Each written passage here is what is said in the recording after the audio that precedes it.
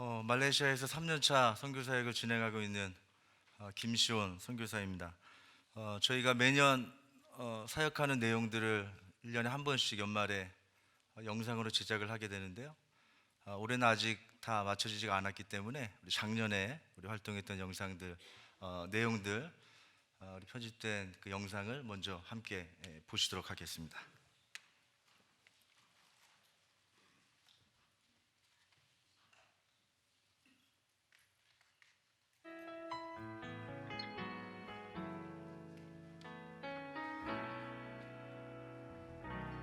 우리 아버지는 지금도 일하시네. 우리 아버지는 지금도 역사하시네. 눈에 보이지 않아도 쉽게 느낄 수 없어도 우리 아버지는 지금도 일하시네. 우리 아버지는 지금도 일하시네. 우리 아버지는 지금도 역사하시네. 눈에 보이지 않아도 쉽게 느낄 수 없어도 우리 아버지는 지금도 일하시네. 우리 아버지는 내 기도 들으시네. 우리 아버지는 내 기도 응답하시네. 눈에 보이지 않아도 쉽게 느낄 수 없어도 우리 아버지는 내 기도 들으시네.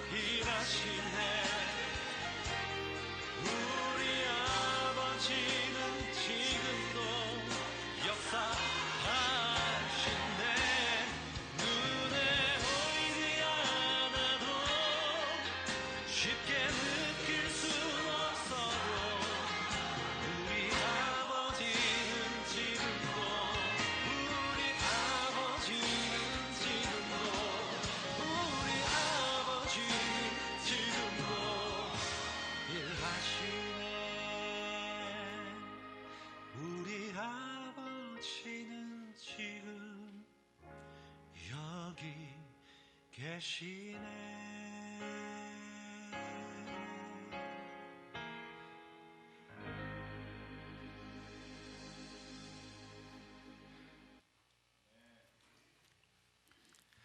네, 박수 치셔도 됩니다. 네. 네, 파워포인트를 좀 준비해 주시고요. 오늘 주일 예배 오신 여러분 환영하고 축복합니다. 우리 성도 간의 교제 나누시면서 서로 좀 축복하시면 좋을 것 같은데요. 우리 좀 서로 마주 보시면서 좋은 교회 다니셔서, 참 좋은 교회 다니셔서 행복하시겠습니다. 이렇게 한번 인사하십시오. 참 좋은 교회 다니셔서 행복하시겠습니다. 그렇습니다. 이 선교사님들을 초청해서 이렇게 선교 대회를 여는 것이 이게 쉬운 일은 아닙니다. 마음에 간절함이 있어도 또 경제적인 여유가 없으면 또 가능하지 않은 일이고요. 경제적인 여유가 있어도 또 넉넉하다고 또 다 어느 교회나 할 수 있는 그런 일은 아닌데, 우리 체리힐 교회가 이렇게 하나님 기뻐하시는 귀한 일들을 이렇게 이루어 가시고, 또 특별히 와서 장로님들 또 우리 여러 리더십 되시는 분들 이렇게 기쁨으로 섬기시는 그런 모습들을 보니까 마음에 그 정말 환영하는 그런 느낌을 받았어요. 저희 선교사들이. 마음이 정말 감사함이 있고, 정말 체리힐 교회가 규모가 큰 그런 것으로 끝나는 것이 아니고 정말 내적으로 성숙이 되고, 이제 선교제까지 마음과 눈이 같다는 것은 그만큼 교회가 성숙되어 있다는 그런 증거 아닙니까? 왜냐하면 선교는 강요해서 할 수 있는 것이 아니거든요. 하기 싫은데 억지로 할 수 있는 것도 아니고, 정말 이 체리힐 교회가 좋은 교회가 이미 되었고 또 더 좋은 교회가 되어가고 있음을 감사드리면서 여러분 교회를 많이 자랑스러워하시고 서로를 좀 많이 격려해 주시고 하나님의 교회를 더 사랑하시기를 주님의 이름으로 축복을 드립니다. 아멘. 제가 와보니까 우리 선교사님 5분이 오셨는데 혹시 그렇지 않을까 생각하고 왔는데 아니나 다를까 제가 막내였습니다. 네, 막내 선교사가 됐는데 제가 일부 예배 설교를 맡게 됐어요. 일부 예배의 의미를 제가 잘 알고 있습니다. 저도 교회 사역을 오랫동안 미국에서 했기 때문에 이제 뭐 바쁘시죠 오늘. 그래서 일부 예배 드리시는 거잖아요 지금. 뭐 예배 끝나고 사업장에도 가셔야 되고 또 일이 있으셔서 그렇기 때문에 우리 짧은 시간이지만 집중해서 예배 좀 이렇게 집중하는 또 그런 예배가 좀 되었으면 좋겠고, 우리 이 5분의 선교사님 중에 그 한없이 부족하고 연약한 이 막내 선교사에게 왜 일부 예배를 하나님은 허락하셨는가라고 하는 그런 거룩한 의문을 가지고 말씀을 시작하도록 하겠습니다. 하나님의 아들 예수 그리스도의 복음의 시작이라는 말씀을 좀 드리고 싶은데, 먼저 설교를 시작하면서 선교사와 선교자에 대해서 잠깐 말씀을 나누도록 하겠습니다. 저는 선교사입니다. 누구나 제가 저를 보고 제가 하는 일에 대해서 이야기를 들으면 저 사람은 선교사이구나 그렇게 이야기를 합니다. 왜냐하면 저는 다른 나라, 또 다른 문화, 다른 언어, 다른 또 관습을 가진 그런 분들에게로 가서 그들에게 복음을 전하는 사역을 하고 있기 때문에 그렇습니다. 그렇다면 저 같은 사람은 선교사인데 선교자는 과연 무엇일까? 선교자는 화면 보시는 것처럼 하나님의 선교에 부름을 받은 모든 사람이라고 우리가 그렇게 정의를 생각해 볼 수가 있을 것 같습니다. 그러니까 선교사라고 하면 여러분은 해당이 되지 않을 수 있습니다. 여러분은 이곳에서 생활을 하고 있기 때문에 선교사라고 하는 범위에는 여러분이 포함이 되지 않을 수 있지만, 선교자라고 하는 하나님의 선교에 부름을 받은 모든 사람이라고 하는 개념에는 저뿐만이 아니고 저는 당연히 포함이 될 것이고요, 여러분 모두 동일하게 포함이 된다는 사실을 여러분 이해하실 것입니다. 하나님은 저를 말레이시아라고 하는 나라로 보내셨습니다. 그리고 하나님은 여러분을 말레이시아와 같은 다른 나라로 보내지는 않으셨지만 여러분을 또 어딘가로 보내셨다는 사실, 하나님은 여러분을 여러분의 가정으로 보내셨고, 하나님은 여러분을 여러분의 사업장으로 보내셨고, 하나님은 여러분을 여러분의 여러 관계 속으로 보내셔서 여러분을 통해서 하나님의 선교를 이루고 완성하기를 원하신다는 그런 사실을 생각할 때 우리 모두가 하나님의 선교에 부름을 받은 선교자라는 사실을 다시 한번 이하쯤 생각을 하게 되는 것입니다. 자, 그렇다면 선교자의 가장 큰 고민이 무엇일까요? 선교자의 가장 큰 고민은 너무나 단순한 질문입니다. 어떻게 해야 하나님의 선교가 잘 이루어질 것인가? 이것을 생각을 해야 된다는 것입니다. 왜냐하면 부름을 받았는데 어디로? 하나님의 선교에 부름을 받았기 때문에 우리가 무엇을 어떻게 해야 하나님의 선교가 잘 이루어질 수 있을까라는 그런 의문, 고민을 가지게 된다라는 것입니다. 어떻게 해야 하나님의 선교가 이루어질 수 있을까? 저는 오늘 간단하게 두 가지만 말씀을 드리겠습니다. 두 가지만 기억하시고 돌아가시고 이번 한 주간 이 말씀 붙들고 좀 기도하시면서 선교자의 삶을 사셨으면 좋겠습니다. 첫 번째, 선교자가 잘 살아야 하나님의 선교가 잘 이루어집니다. 우리 같이 한번 읽어볼까요? 시작. 선교자가 잘 살아야 하나님의 선교가 잘 이루어집니다. 이 잘 살아야, 잘 산다는 의미가 조금 모호하긴 합니다. 어떻게 사는 게 과연 잘 사는 것인가 생각을 하게도 되는데요. 마가복음 1장 1절 말씀 한번 보시겠습니다. 하나님의 아들 예수 그리스도의 복음의 시작이라. 굉장히 중요한 의미를 가지고 있는 말씀이라고 할 수 있겠습니다. 여러분 아시는 것처럼 신약 성경은 예수님의 행적을 기록한 사복음서로 시작이 됩니다. 마태복음, 마가복음, 누가복음, 또 요한복음. 그런데 이 사복음서 중에 가장 먼저 기록된 책으로 저희가 지금 알고 있는 것이 마가복음이지 않습니까? 그러니까 결국 마가복음 1장 1절이라는 것은 전체 신약 성경 1장 1절이라고 그렇게 우리가 이해를 해도 전혀 문제가 없을 것입니다. 자, 마가복음 1장 1절, 신약 성경 1장 1절 이 말씀이 등장하기까지 구약 시대가 끝나고 신약 시대가 시작되기 400년 정도의 공백이 있었습니다. 우리는 그 시간을 가리켜서 신구약 중간 시대라고 이야기를 하고요. 신약과 구약의 중간 400년. 또 이 시간을 가리켜서 다른 말로 침묵시대라고 하는 그런 말로 또 표현을 하기도 합니다. 왜 침묵시대냐면 이 400년 동안 하나님께서 이스라엘 백성에게 입을 닫으셨어요. 어떤 선지자를 통해서도 말씀이 없으셨어요. 그 400년간의 공백이 끝나고 이제 이 말씀이 등장을 하는 것입니다.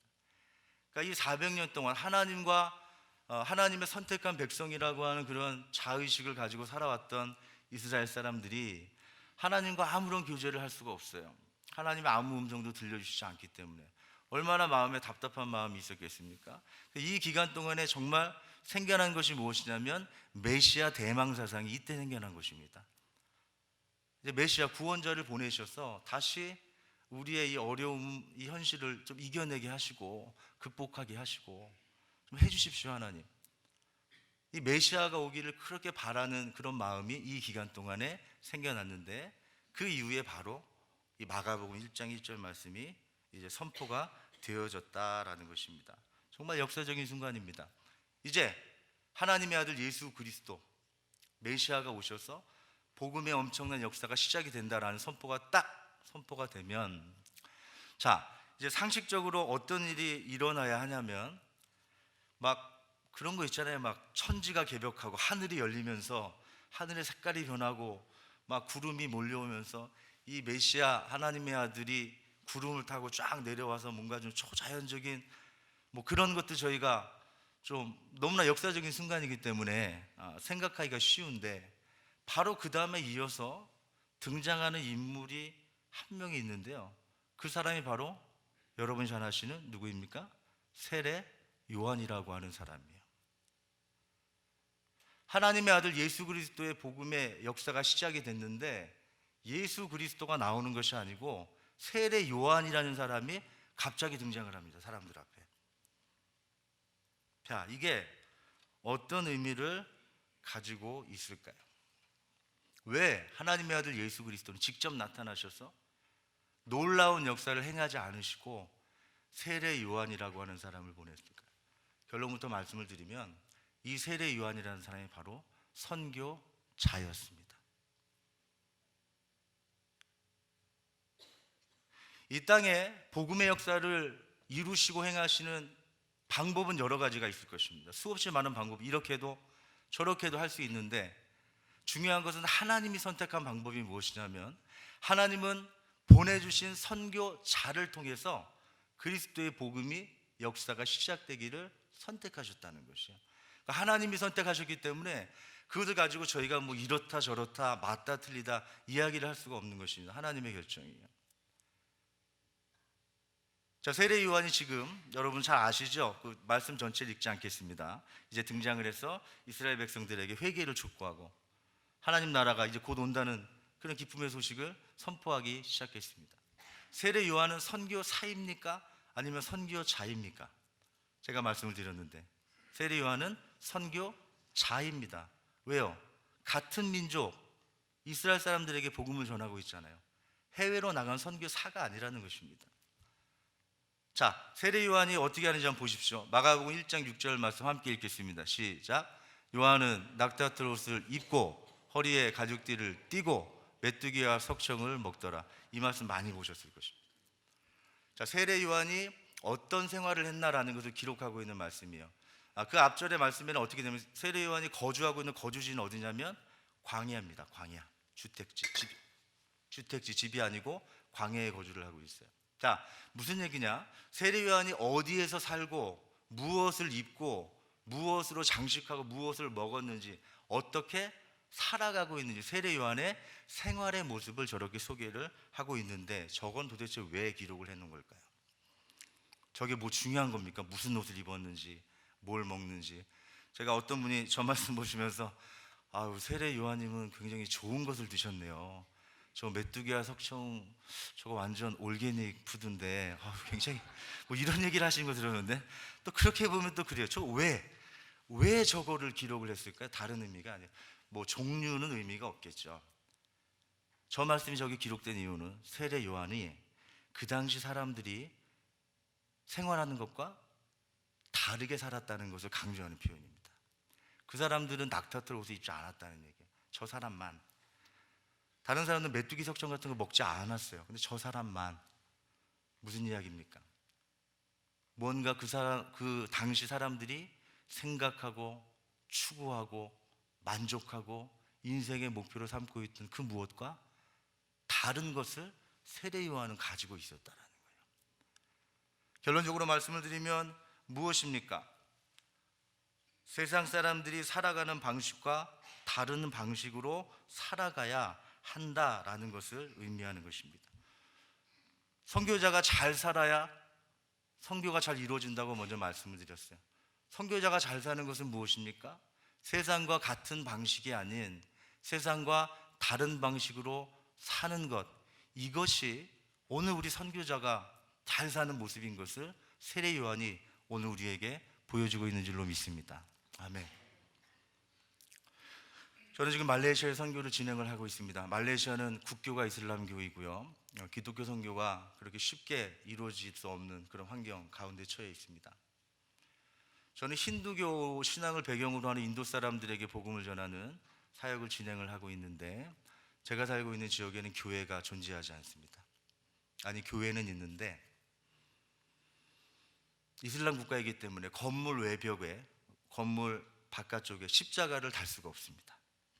십자가를 달면 무슬림들이 몰려와서 시위를 하고 십자가를 떼갑니다. 그리고 많은 인도 사람들이 그곳에 거주하고 있는데 그 사람들은 지금까지 살아오면서 교회가 무엇인지 한 번도 본 적이 없는 사람이에요. 아마 여러분들은 잘 이해가 안 되실 것 같아요. 한국에서건 미국에서건 이 코너만 돌아가면 십자가를 볼 수 있는데, 어디서든 교회 건물을 볼 수 있는데, 온 도시를, 온 마을을 돌아다녀도 십자가를 한 번도 볼 수가 없습니다. 참 처음에는, 지금은 좀 적응이 됐습니다만 처음에 굉장히 묘한 기분이 들었어요. 어떻게 십자가가 없는데 한 개가 없냐? 단 한 개가 없는 거예요. 그러니까 교회가 무엇하는 곳인지, 목사가 뭐하는 사람인지, 선교사가 아무것도 모르는 사람들이야. 제가 그들에게 이제 복음을 전하기 위해 사역을 시작을 하는데 마음 가운데 먼저 그런 생각이 들었습니다. 아, 이 사람들은 복음을 듣기 전에 내 이야기를 먼저 듣는구나. 하나님을 만나기 전에 나를 먼저 만나는구나. 내가 하는 말, 내가 하는 행동, 내가 하는 그 무엇이 이게 굉장히 중요한 의미가 있구나. 사람들이 내 모습을 보면서 마음의 문을 열 수도 있고 닫을 수도 있겠구나. 내가 무엇을 하는가가 복음의 통로가 될 수도 있겠지만 자칫 잘못하면 제가 하는 그 무엇이 복음이 전해지는데 장애물이 될 수도 있겠구나. 이러한 마음이 들더라는 것입니다. 여러분이 처해 있는 자리도 마찬가지 아닐까요? 여러분 주변에 많은 아직 하나님 복음 듣지 못하고 믿지 아니하는 많은 사람들을 두셨는데, 여러분의 살아가는 그 모습, 여러분이 추구하고 있는 그 무엇이 그들에게 그대로 메시지가 되고 있다는 사실을 기억하고 있지 마시기를 주님의 이름으로 축복을 드립니다. 아멘. 그것입니다. 여러분이 추구하는 그 무엇이 복음의 통로가 될 수도 있고 복음의 장애가 될 수도 있다는 사실, 이것을 기억해야 한다라는 것입니다. 자, 그러면 이렇게 선교자가 잘 살기만 하면 하나님의 선교는 잘 이루어지는 것인가? 한 가지가 더 남았죠. 두 번째, 선교자가 잘 죽어야 하나님의 선교가 잘 이루어진다. 마가복음 1장 14절 말씀을 함께 보시겠습니다. 시작. 요한이 잡힌 후 예수께서 갈릴리에 오셔서 하나님의 복음을 전파하여 이제 드디어 마침내 finally and last, 마침내 예수님이 시작을 하시는데, 자, 시점이 중요합니다. 언제입니까? 요한이 잡힌 후에. 여러분 잘 아시는 것처럼 이때 세례 요한은 감옥에 들어가서 나오지 못했어요. 감옥에서 형장의 이슬로 사라졌기 때문에 그렇습니다. 그러니까 마가복음 1장 14절에 요한이 잡혔다는 말은 요한이 죽어서 사라졌다는 말과 동일합니다. 시점상으로 보면 예수님께서 언제부터 사역을 시작할 수 있습니까? 요한이 잡혀서 죽어서 사라지고 나면 예수님은 예수님의 사역을 시작하실 수 있게 된다라는 것입니다. 요한이 죽어야, 선교자가 죽어야 복음의 역사가 시작된다는 이 말씀을 우리는 어떻게 이해할 수 있을까요? 세례 요한은 훌륭한 점이 많지만 세례 요한에게 가장 훌륭했던 점 한 가지는 이것이라고 생각합니다. 무엇이냐면 자기가 왜 이 땅에 보냄을 받았는지, 자기 인생의 의미가 무엇인지, 목적이 무엇인지를 명확하게 알고 있었어요. 그것은 뭐냐면 선교자의 삶을 사는 것인데, 선교자로서 잘 살고, 두 번째, 제대로 죽는 것이 나의 사명이다라는 것을 알았던 그런 사람입니다. 자, 사람들이 세례 요한이 400년 만에 하나님 말씀을 가지고 나타나니까 사람들이 열광을 하기 시작했어요. 사람들이 막 몰려드는 것입니다. 막 몰려들어서 이제 우리에게 선지자가 나타났다. 얼마나 사람들이 박수를 치고 환호하면서 그를 기렸겠습니까? 자, 그래서 와서 사람들이 물어보는 거예요. 세례 요한님, 혹시 당신이 그리스도 메시아가 아닙니까? 근데 요한이 뭐라고 하냐면 나는 메시아가 아닙니다 라고 이야기를 했어요. 그래? 좀 실망인데, 메시아인 줄 알았는데. 오케이, 그러면 다음 질문이, 그러면 당신은 엘리야 아닙니까? 엘리야는 이스라엘 사람들이 모든 선지자 중에 가장 존경하는 선지자, 존경하는 위인 중 첫 번째가 엘리야라고 하는 사람이었습니다, 이 당시에. 그럼 그런 정도 수준의 그런 사람이십니까? 요한이 아닙니다, 그것도 아닙니다 라고 이야기를 해요. 또 사람들이 그러면 선지자, 마지막입니다. 이게 선지자는 하나님 말씀을, 하나님과 접속해서 하나님 말씀을 대언하는 사람이기 때문에 이 또한 굉장히 수준이 있고 존경을 받을 만한 사람이죠. 선지자 아니십니까? 라고 얘기했을 때 아닙니다, 그것도 아니라고 이야기했어요. 그리고 앞에 요한이 드러내어 말하고 숨기지 아니하니, 드러내어 하는 말이 무슨 얘기냐면, 요한은 굉장히 적극적으로 나는 메시아도 아니고 나는 엘리야도 아니고 나는 선지자도 아니고, 사람들이 이거 강조해서 얘기했다는 거예요. 사람들이 그 도대체 뭐냐 당신은, 메시아도 아니고 엘리야도 아니고 선지자도 아니고. 그랬더니 하는 이야기가 나는 광야에서 외치는 자의 소리입니다 라고 이야기를 했어요. 자, 소리 아시죠? 소리는 형체 모양이 있습니까? 없습니까? 없어요. 무엇인가 우리에게 전달하고는 그 다음에 사라져요. 흔적도 찾을 수가 없어요. 나는 그냥 그겁니다. 결국 나는 nothing, 아무것도 아니라고 하는 자기 고백을 아주 드러내어 놓고 강하게 했다. 저는 이 말씀 앞에 놓고 그런 생각을 한번 해보았습니다. 만약에 이 당시에 사람들이 와서 당신 혹시 메시아가 아닙니까? 라고 물었는데 세례 요한이 눈을 감고 입가에 은은한 미소를 띄우면서 가만히 있으면 어떻게 되는가요? 세례 요한은 메시아가 됩니다. 사람들한테 더 많은 환호를 받았겠죠. 나는 메시아요 이런 거 할 필요도 없어요. 그냥 입가에 은은한 염화 시중의 미소만 띄고 있어도 그냥 아, 저분이 메시아구나. 그게 유혹 아니었을까요? 유혹이었을 거예요. 엘리야냐고 물었을 때도, 선지자냐고 물었을 때도 마찬가지예요. 당신 자신을 높이십시오. 당신 자신을 드러내십시오. 당신을 주장하십시오. 당신이 박수를 받고 영광을 받고 높임을 받으십시오. 그렇게 큰 노력이 필요하지도 않습니다 라고 하는 유혹을 세례 요한은 단호하게 거절했다라는 것입니다. 이것입니다. 선교자로 보냄을 받았다는 분명한 존재의식과 목적이 세례 요한에게 있었다라는 것입니다. 죽음을 경험하되 내가 선교자로서 완전히 죽지 않으면, 조금이라도 남아있으면 그리스도의 복음은 정확하게 전달될 수 없다. 선교를 진행하면서 어느 순간 들었던 생각이 있습니다. 왜 선교가 잘 안 될까? 만약에 말레이시아 선교회가 잘 진행이 되지 않고 열매가 없다면, 많지 않다면, 이거 물론 저 자신에 대한 이야기입니다. 다른 선교사님들에 대한 그런 이야기들은 아니고요. 저 자신을 생각할 때 누구의 책임인가? 접니다. 선교사인. 제가 잘 살지 못했거나, 아니면 오늘 말씀처럼 선교사인 제가 잘 죽지 못해서, 제대로 죽지 아니하여서 결국은 그렇게 된다는 사실을 인정하지 않을 수가 없다라는 것입니다. 그렇습니다. 선교를 진행하는 모든 과정은 다른 것이 아니었습니다. 말레이시아 선교를 준비하면서, 그리고 말레이시아 선교를 진행하면서 참 많은 일들이 있었어요.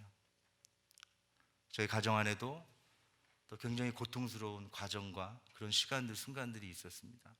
그 당시에는 너무 힘들어서 참 누구에게 말하지도 못하고 많은 고통을 느꼈던 그런 시간이었지만, 지금 이제 시간이 지나서 이렇게 돌아보니 그 모든 과정과 시간들은 다른 의미가 아니고 저를 죽이고 저 자신의 인간적인 욕구와 인간적인 욕심과 인간적인 선교의 방식을 다 죽여 없애려고 하시는 하나님의 계획이요, 하나님의 인도하심인 것을 다시 한번 생각하게 되었습니다. 여러분의 선교는 어떻습니까? 오늘 여러분의 선교는 잘 이루어지고 있습니까? 여러분의 가정 선교는, 여러분의 사업장 선교는, 여러분의 관계 선교는 어떻게 되고 있습니까? 만약 그것이 잘 되지 않고 있다면 그것은 혹시 선교자인 우리 자신이 아직 제대로, 아직 덜 죽었기 때문에 그렇지는 않을까요? 오늘 말씀 앞에서 세례 요한이 그렇게 애를 쓰고도 모든 것을 내려놓고 스스로 죽기를 선택한 그 모습 바라보면서 우리도 그래야 하는구나 라고 하는 생각 하게 됩니다. 나 동시에 드는 생각은 그거 힘든데 생각이 들지 않습니까? 세상에 제일 힘든 게 나를 죽이는 것입니다. 겉으로 외형적으로 죽는 척을 할 수는 있지만 정말 마음 중심으로 나를 스스로 죽이고 나를 낮추는 일, 내 것을 다 포기하는 일은 너무나 어려운 일입니다. 아니 내가 왜 죽어야 돼? 내가 왜 항상 손해를 봐야 되고, 왜 내가 항상 참아야 되고, 왜 내가 항상 인내해야 되고, 왜 그럴까? 너무나 힘든 일이 아닐 수가 없어요. 저 역시도, 저에게도 마찬가지 고민이 있습니다. 내가 정말 죽어야, 완전히 죽어야 하나님의 선교가 이루어지는데 어떻게 하면 그것이 가능할까 고민하던 중에 제가 영상을 하나 본 것이 있습니다. 여러분과 함께 오늘 이 영상을 나누고 말씀을 마치기를 원합니다. 우리 영상 함께 보시겠습니다. 총선이 아빠, 진영이 아빠. 항상 미안해요, 걔한테는.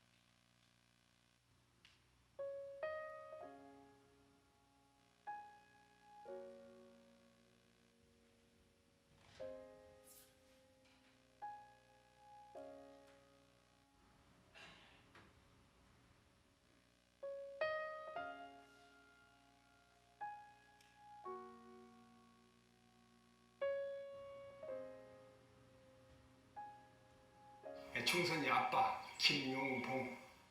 나 신왕철 아빠 신현기. 이영근입니다. 큰아들이. 저 영우 아버지 되는 사람입니다. 조유섭 아빠. 진영이 아빠. 성함은 김성복. 생각나지요. 그 아들 딸 만나다가 아들 가졌는데 요번에도 딸이 못 갈까 했는데 네 엄마, 아빠, 동생한테 신경써주고 고맙고. 부모로서 이렇게 뭔가를 충분하게 해줘야 되는데 그런 것도 못 해주고 그래서 참 마음이 아픕니다. 아들이라는 것은 어느 누가 바꿀 수도 없는 것이고 크게 뭐 도와주지도 못했고 했는데 그들이 알아서 잘 커가지고 계속 부족한 게 부모 마음 아닐까요? 죽는 순간까지. 그런 제가 그런 마음으로 살고 있어요. 계속 부족한 거예요. 너무 엄하게 했던 게 그게 좀 미안하다. 미안해.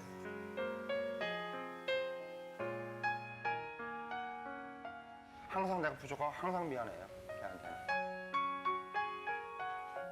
미안하다 참 모든 것이 부족하고 못 가르치고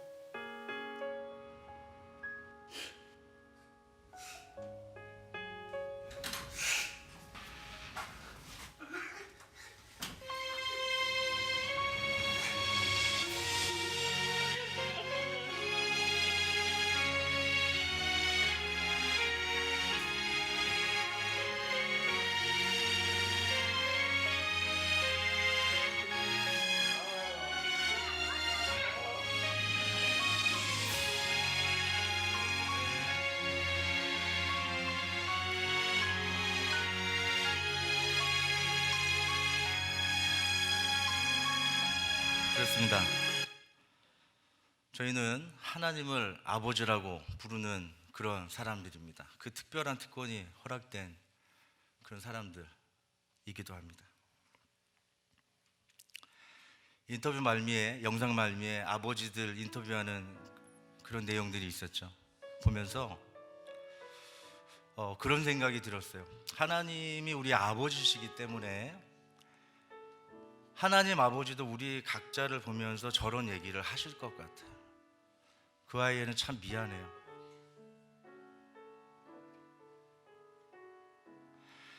그냥 한국에 그냥 가족들하고 친구들 많은 곳에서 말 잘 통하는 거기서 그냥 편안하게 인생을 살다가 그렇게 마쳤으면 참 좋았을 텐데 이렇게 미국까지 가게 해서 이런 생활을 하게 해서 참 미안해요 라고 얘기하실 것 같아요.